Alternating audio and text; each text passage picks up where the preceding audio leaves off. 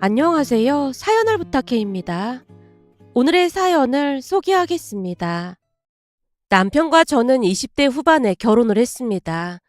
물론 지금은 제가 회사를 그만뒀지만 그때는 같은 회사를 다녀서 종일 같이 일을 하다 보니 서로에게 의지하게 됐고 그러다 보니 조금은 이르다면 일은 결혼을 했습니다. 남편은 둘째고 위로 아주버님이 한 분 계신데요. 남편과 아주버님은 성격이 비슷한 반면 외모는 많이 다른 편입니다. 남편은 아버님을 닮아서 까무잡잡한 피부에 골격 자체가 굵은 반면 아주버님은 하얀 피부에 꽃미남 느낌이 나는 그런 얼굴입니다. 거기다 남편도 그렇고 아주버님도 그렇고 둘 다 키도 큰 편이다 보니 아주버님은 대학 때부터 인기가 어마어마했다고 합니다. 결혼 전 시댁에 인사를 다녀온 뒤 놀란 채 남편에게 물었어요. 둘이 형제인데 많이 다른 것 같아. 형은 엄마를 닮았고 나는 아버지를 닮았거든. 근데 그렇게 달라 보여? 전체적인 이목구비는 비슷한 것 같기도 한데 풍기는 이미지는 전혀 다른 것 같아. 아무래도 우리 형이 훨씬 더 잘생겼지. 그동안 아주버님한테 치이면서 살았던 모양으로 남편이 약간은 씁쓸한 표정으로 물었습니다. 글쎄, 나는 선우 씨 같은 스타일이 더 좋아서 아주버님이 특히 더 잘생겼다는 생각은 안 들어. 그냥 취향이 다른 거 아닐까? 내 눈에는 선우 씨가 훨씬 잘생겨 보이는걸? 그렇지 않고서야 내가 선우 씨랑 결혼한다고 했겠어?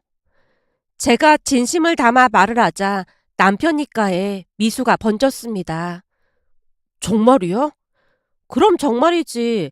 사람마다 매력이 다 다른 건데 누가 더 잘생겼다라는 게 무슨 의미가 있는지 모르겠어.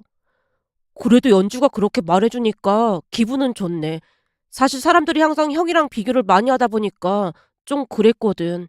내가 이런 말까지 해도 되나 싶긴 한데 심지어 대학 다닐 때 나랑 사귀던 여자가 우리 형 얼굴 보고 반해서 형한테 고백한 적도 있었거든. 남편이 고개를 푹 숙인 채 한숨을 내쉬었는데요. 도무지 믿어지지가 않아서 제가 물었어요. 그러니까 선우 씨 몰래 아주버님한테 고백을 했단 말이야? 그래서 어떻게 됐는데? 당연히 형이 기겁해서 쌍욕을 했다고 하더라고. 그리고는 나한테 당장 헤어지라고 엄청 뭐라고 했고 말이야. 진짜 세상에 별의별 사람이 다 있네. 대단하다. 그럼 아주버님은 여자들한테 인기가 많아서 많이 사귀고 그랬겠네? 오히려 그 반대야. 우리 형이야말로 지금껏 모태 솔로야. 남편 입에서 모태 솔로라는 말이 새어나왔기에 제가 눈을 동그랗게 뜨고 물었습니다. 에이, 인기가 그렇게나 많은데 모태 솔로라니 거짓말이지? 사실이야. 그렇잖아도 나도 궁금해서 언젠가 한번 형한테 물어본 적이 있는데 진실된 사람을 못 만났더나 뭐래나 그러더라고. 진실된 사람? 형은 외모나 그런 것보다는 당차고 진실된 사람이 좋더나 봐. 근데 그런 여자를 아직까지 못 만났고 말이야. 지금도 좋다고 따라다니는 여자는 많은가 보던데 눈길 한 번 안 주더라고. 남편 말을 믿기 어려웠기에 그냥 한 귀로 듣고 한 귀로 흘러버리고 말았는데요. 결혼하고 보니 아주버님이 모태 솔로라는 말은 사실이었습니다. 남편 말처럼 진실된 사람을 못 만났다고 했지만 제 생각에는 눈이 높다는 생각만 들 뿐이었어요. 그렇게 얼마 뒤 우리는 결혼을 했습니다. 시댁이 지방이라 결혼식도 지방에서 했는데 시부모님은 많이 가부장적인 분들입니다. 특히나 시부모님은 제사에 많은 정성을 들였고 제사 음식 또한 제대로 만들어야 한다며 시어머님 잔소리가 어마어마했어요. 물론 우리 친정도 제사를 지내긴 하지만 가족들끼리 돌아가신 분들을 추억하는 자리로 시부모님처럼 제사에 엄청난 의미를 두지는 않습니다. 그랬기에 시댁의 제사 문화가 이질적으로 느껴질 수밖에 없었어요. 시댁에 가서 제사를 지낼 때마다 더욱 이질적으로 느껴졌던 부분이 있었는데요. 조금 전에도 말씀드렸다시피 아주버님은 시어머님을 닮아서 외모가 꽃미남이었기에 시어머님 역시나 미인형의 얼굴이었어요. 한마디로 여느 시어머니들과는 많이 다른 그런 느낌이었고 그러다 보니 시아버님과 3살 차이밖에 안 났지만 외모로만 봤을 때는 훨씬 젊어 보였다고 해야 할까요? 그러다 보니 시어머님의 첫 인상은 제사를 지내지 않거나 지내더라도 크게 의미 부여를 하지 않을 것 같았는데 그런 제 예상과는 달리 시어머님은 제사에 많이 집착을 했습니다. 결혼하고 첫째를 키울 때까지는 맞벌이를 하다가 둘째를 낳고 회사를 그만둘 수밖에 없었는데요. 혹시나 회사 일로 제사에 참석을 못한다고 하면 시어머님이 난리를 쳤습니다. 시어머님에게 몇 번 야단을 맞다 보니 나중에는 저 또한 제사에 심혈을 기울일 수밖에 없었어요. 시댁이 지방이다 보니 제사 포함 몇 번 있는 행사만 잘 참석하면 시어머님과 딱히 부딪히는 일은 없었으니까요. 어느 날은 제사에 참석하기 위해 다 모인 자리에서 30살 중반이 되도록 결혼을 하고 있지 않던 아주버님에게 시어머님이 걱정스레 말을 꺼냈습니다. 민우, 너는 언제까지 그러고 살 참이야? 그러고 살다니요? 지금 그걸 몰라서 묻는 거야? 얼굴이 못난 얼굴도 아니고 그 잘생긴 얼굴에 왜 결혼을 못하고 있냔 말이야. 엄마 말처럼 이 얼굴 때문에 결혼을 못하고 있는 거잖아요. 얘가 잘생긴 얼굴을 가지고 그게 무슨 소리야? 그러니까요. 제 얼굴이 너무 튀다 보니까 여자들이 제 얼굴만 보고 좋다고 하잖아요. 그러다 보니 괜찮은 사람을 아직 못 찾았어요. 저도 재수 씨처럼 속이 꽉 찬 사람을 만나서 결혼하고 싶거든요. 순간 아주버님 말에 깜짝 놀란 채 시어머님 눈치만 보고 있었는데요. 그동안 시어머님한테 야단도 많이 맞으면서 일을 배우기도 했고 그러는 동안 칭찬을 거의 들어본 적이 없었기에 시어머님이 저를 좋아하지 않는다는 것을 내심 알고 있었거든요. 그 와중에 아주버님이 갑자기 제 칭찬을 했으니 제 딴에는 많이 놀랄 수밖에요. 제가 얼떨떨한 표정으로 시어머님 눈치만 보고 있자 시어머님이 제 눈을 피한 채 조용히 대답했습니다. 하긴 우리 둘째가 요즘 애들 같지 않고 속이 꽉 차긴 했지. 제 말이 그 말이에요. 근데 주변에는 온통 속이 빈 사람들이 너무 많은 것 같아요. 그래도 사람을 만나봐야 어떤 사람인지 알 수 있을 거 아니야. 그냥 겉모습만 보고 판단하는 것도 좀 그렇잖니. 그냥 딱 보면 어떤 사람인지 아는데 만나봐야 뭐 하겠어요. 선우랑 재수 씨처럼 서로 위해주고 대화도 잘 통하는 그런 사람이랑 결혼하고 싶어요. 집신도 제 짝이 있다고 하던데 언젠가는 나타나지 않겠어요? 그러니까 너무 결혼하지 마세요. 요즘 보니까 주변에 이혼하는 사람도 많던데 그게 다 순간만 좋다고 결혼해서 그런 거라니까요. 평생을 함께할 사람인데 당연히 신중하고 또 신중해야죠.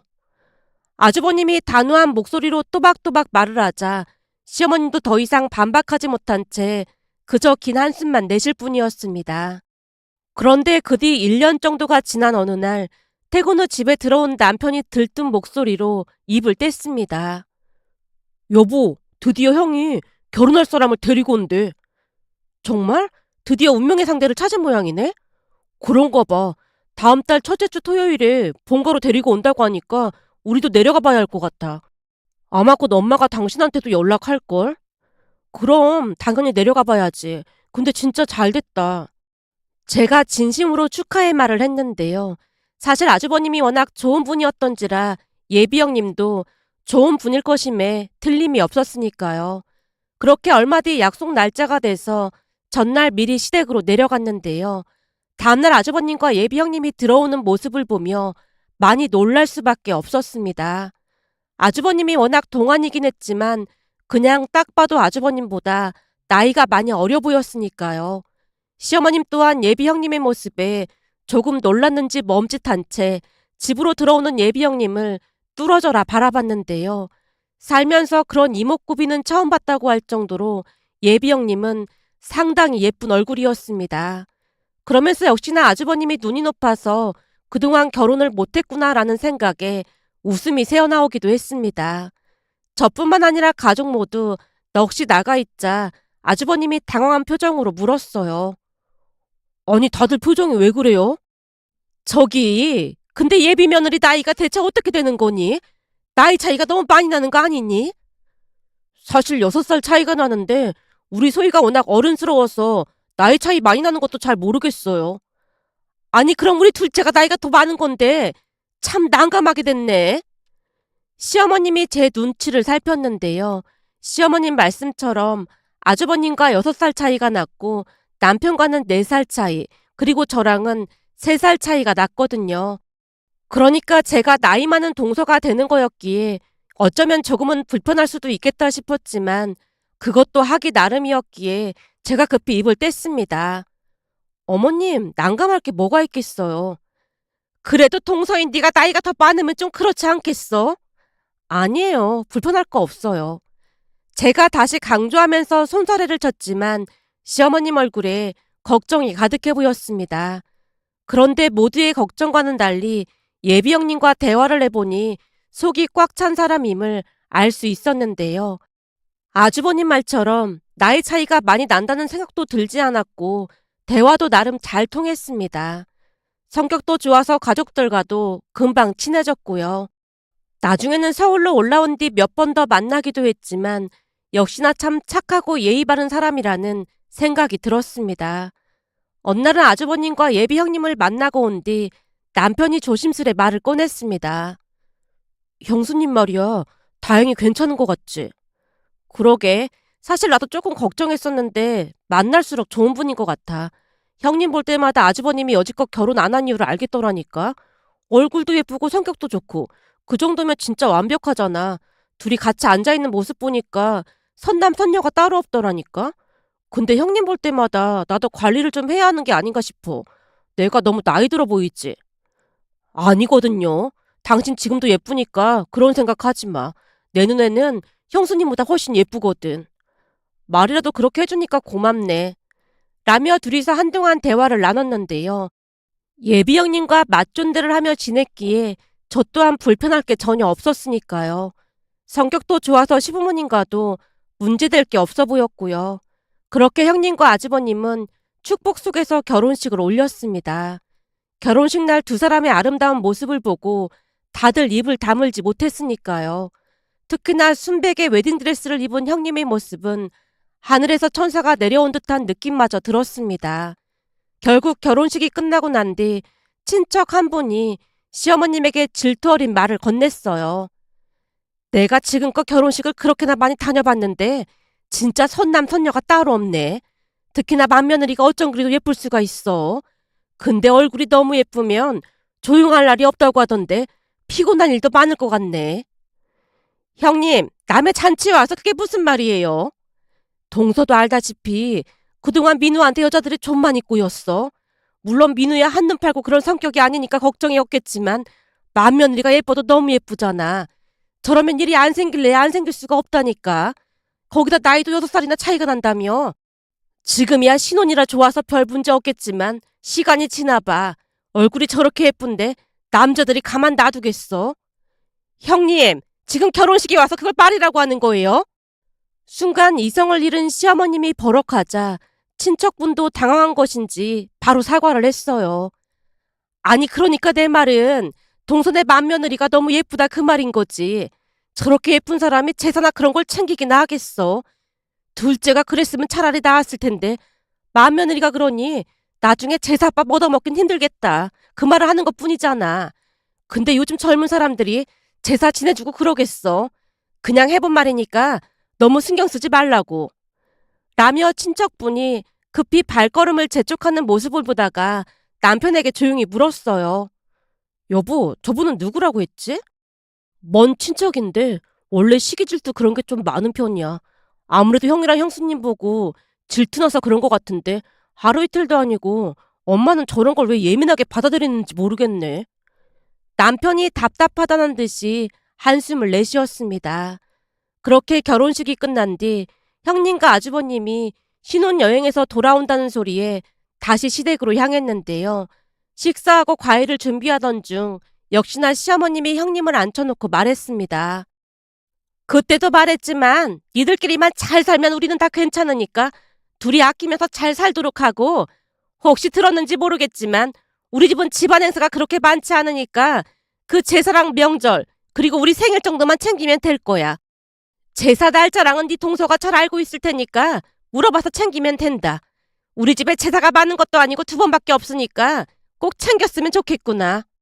네, 잘 챙기도록 노력하겠습니다. 형님 말이 끝나자마자 아주버님이 대화에 끼어들었어요. 엄마, 소희가 전업주부도 아니고 회사 다니는데 시간이 안 되면 제사에 못 내려올 수도 있어요. 제사가 많은 것도 아니고 1년에 딱 2번 있는 건데 그걸 못 챙긴다는 건 말이 안 되는 소리지. 역시나 시어머님이 단호한 목소리로 쐐기를 박듯 말을 하자 아주버님이 다시 말대꾸를 하려고 했지만 형님이 조용히 말렸습니다.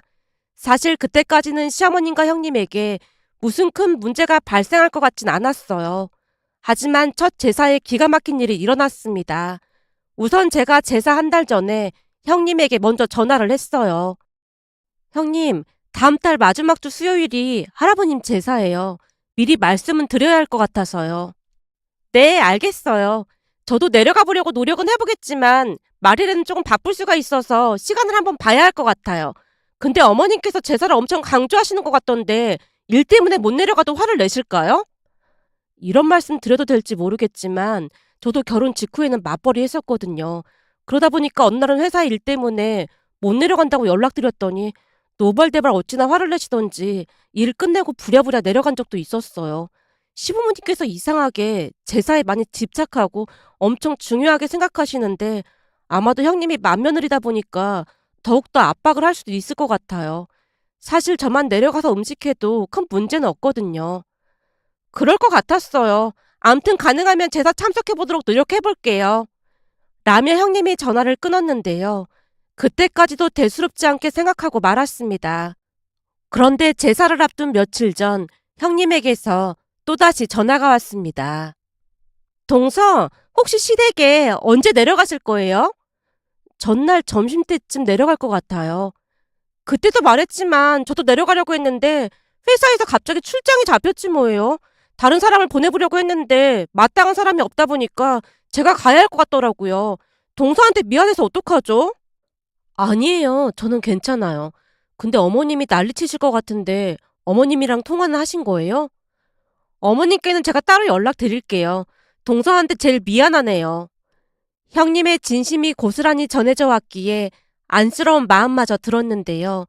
보나마나 시어머님이 한바탕 난리를 칠 게 뻔해 보였으니까요. 그렇게 또다시 시간이 지나 제사 전날이 되었는데 새벽부터 초연정이 울려서 놀란 눈으로 인터폰을 봤더니 형님이 서 있는 게 아니겠어요. 형님, 출장 간다고 했잖아요. 이것만 전해주고 가려고 들렀어요. 이게 뭐예요? 아무리 생각해봐도 동서한테 너무 미안해서 제가 전이랑 갈비찜 좀 만들어봤어요. 네? 형님이 직접이요? 들어보니까 전이랑 갈비찜이 손이 제일 많이 간다고 하길래 조금이나마 덤이 되고 싶어서 어제 거의 밤을 새다시피 했어요. 형님, 이렇게까지 안 하셔도 되는데. 사실 제가 나이도 어리다 보니까 나름 신경이 많이 쓰이더라고요. 그래도 맏며느리인데 그 역할은 해야 할 것 같아서 할 수 있는 걸 해온 것 뿐이에요. 그리고 어머니께 연락은 드렸는데 화만 내셔서 제대로 통화도 못했어요. 출장 간다고 말한 거예요? 네, 말씀드렸는데 그냥 막무가내로 화를 내시더라고요. 다른 건 잘 모르겠는데 어머님이 제사에 이상하게 집착을 하시더라고요. 저도 남편한테 들은 얘기인데 시댁 근처에 자주 가는 무속인이 있다는데 그 무속인이 조상 제사를 제대로 안 지내면 집안이 폭삭 망한다는 말을 했던 모양이에요. 그 뒤부터는 제사에 엄청 집착을 하신다네요. 근데 무속인 말만 듣고 그러는 건 좀 아니지 않나요? 저도 남편한테 그런 말을 하긴 했는데 남편 말로는 시댁 친척 중에 한 분이 혼자 사시다 돌아가신 분이 계시다는데 그 제사를 할아버님께서 꼭 챙기신 모양이에요. 그런데 할아버님이 돌아가시고 난 뒤 안 챙기기 시작했다는데 그 뒤부터 이상하게 시아버님이 사고가 나질 않나 아주버님이 다리를 다치질 않나 자꾸만 이상한 일이 생기다 보니까 시어머님이 그 무속인을 찾아갔던 모양이에요. 물론 무속인은 그 조상이 제밥을 못 얻어먹어서 화를 내는 거라고 했다네요. 그때부터 시부모님이 제사에 집착을 하기 시작했고요. 근데 그때 시어머님이 1년에 제사가 2번이라고 했잖아요. 그 친척분 제사는 시부모님 2분이서 간단하게 지내신다고 했거든요. 그러니까 우리는 할머님, 할아버님 제사만 챙기면 되는 거죠. 1년에 2번밖에 없다 보니까 저는 어머님 따라서 그냥 챙기고 있었어요. 하지만 형님은 회사를 다니니까 굳이 안 챙겨도 될 것 같긴 한데 어머님께서 화를 내실 것 같긴 했어요. 근데 전이랑 갈비찜 하느라 잠도 제대로 못 잤을 텐데 어떡해요? 그래도 제 마음이 너무 불편하다 보니까 이렇게라도 해야 편할 것 같아서요. 저 혼자 한 건 아니고 그이도 옆에서 열심히 도왔어요. 혹시 내려가면 어머님께 말 좀 잘 해주세요.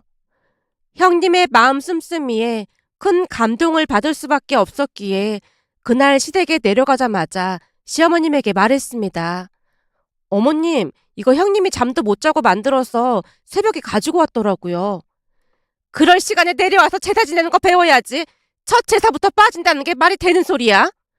형님도 내려오고 싶었는데 갑자기 출장이 잡힌 모양이에요.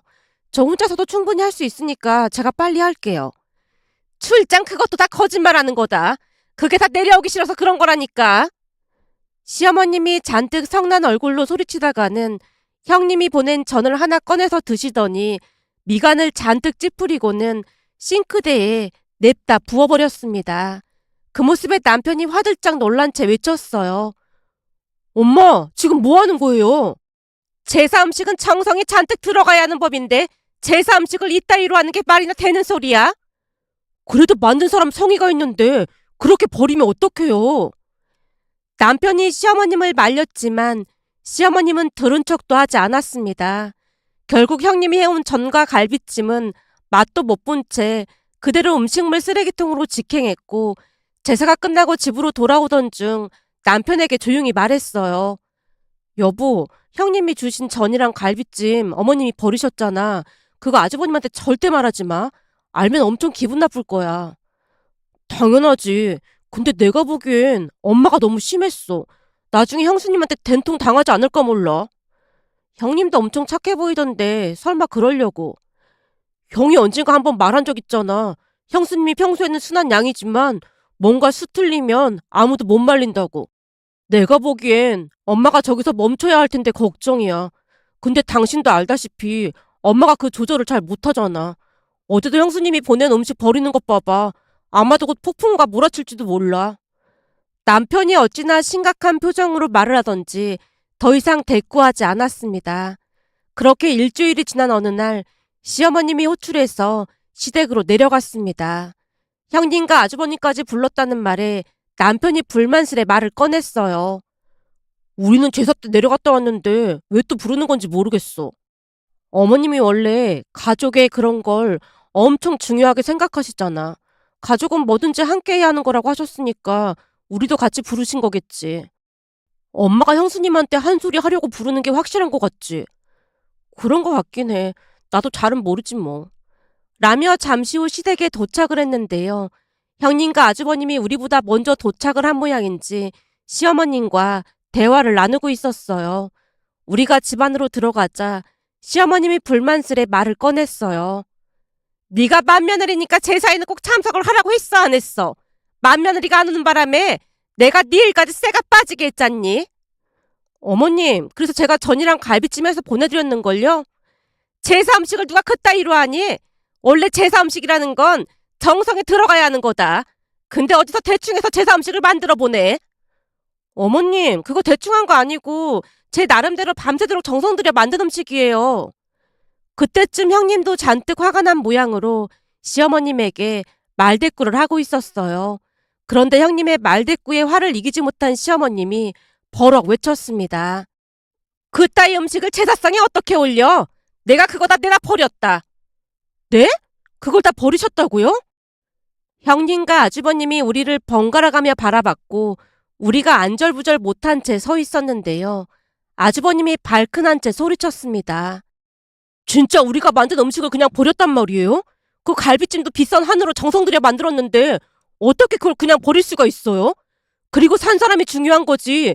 제사가 뭐가 그렇게 중요하다고 이 난리를 치는 거예요? 제사가 안 중요하긴 왜 안 중요해? 그 보살님이 제사 잘못 지내면 집안이 풍비박산난다고 했다고 내가 몇 번이나 말했잖아. 엄마, 그거 다 미신이라고 했잖아요. 제사가 왜 미신이야? 너 우리나라 재벌들도 제사나 묘자리 이런 거 엄청 따진다는 말 못 들어봤어? 그게 그냥 그런 게 아니야. 니들이 뭣도 모르고 그런 말을 하는 것 같은데 그러다 니들 큰일 날 수도 있어. 재벌들이 괜시리 꼬박꼬박 정성 들여서 조상들 제사를 지내겠어? 재벌들도 그렇게 지내는데 그게 왜 미신이야? 오히려 시어머님이 따져 묻자 아주버님이 황당하다는 표정으로 넋이 나가 있었는데요. 시아버님도 조용히 거들었습니다. 네 엄마 말이 맞다. 다른 건 몰라도 제사는 챙겨야 하는 게 맞는 거지. 거기다 우리가 떠나면 맞이인 니들이 챙겨야 할 텐데 지금부터라도 와서 배워야 할 거 아니야. 네, 듣고 보니까 어머님, 아버님 말씀이 맞는 것 같습니다. 형님이 목소리를 낮춰서 대답을 하고 있자 시어머님 얼굴에 화색이 돌았습니다. 그렇지? 내 말이 맞는 것 같지? 역시 요즘 애들은 재벌집 얘기를 해야 말을 알아듣는다니까. 조금 전에도 말했지만 재벌들도 다들 지내는데 그게 미친일 리가 없잖니? 그러니까 앞으로는 제사에 꼭 참석하도록 해라. 네, 알겠습니다. 그럼 제가 재벌집들은 어떻게 제사 지내는지 잘 배워오겠습니다. 역시 우리 맏며느리가 보통 똑똑한 게 아니라니까. 그래, 네 말대로 재벌들은 어떻게 제사를 지내는지 잘 알아오렴. 다음 제사부터는 제가 알아서 할 테니까 걱정하지 마세요. 형님이 호언장담하는 모습에 우리 모두 어리둥절한 표정으로 형님만 바라봤는데요. 별일 아니라는 듯 형님이 싱긋 웃었습니다. 그 일은 그렇게 마무리가 됐지만 집으로 돌아오는 길에 남편이 물었어요. 여보, 별일 없이 잘 마무리된 것 같긴 한데 왜 이렇게 꺼림칙하지? 그지? 당신도 그렇지. 나도 왠지 마음 한구석이 꺼림칙하긴 한데 형님이 알아서 하지 않을까?